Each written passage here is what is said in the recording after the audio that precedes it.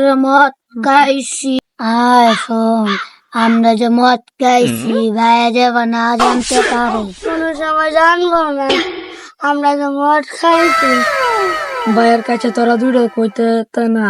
ভাই তোরা সুন্দর টিকে যা, সবাই এখন ভালো হোক, ভাইয়া যে না জানে, জানলে কদিন কিরে তোরা তিনটের অবস্থা করে?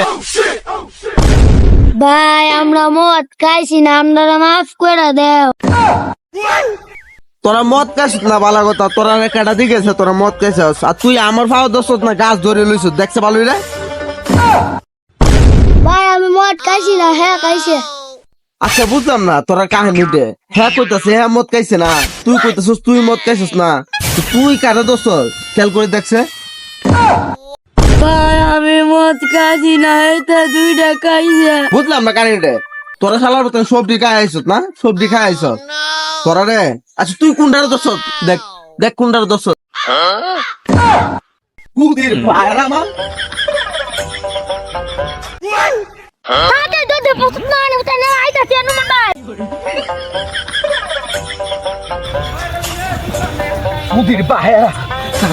হ্যালো গাইস, আসসালামু আলাইকুম। আপনাদের কাছে ভিডিওটা কিরকম হয়েছে অবশ্যই কমেন্ট বক্সে জানিয়ে দিবা। তোমাদের কিছু বলার আছে?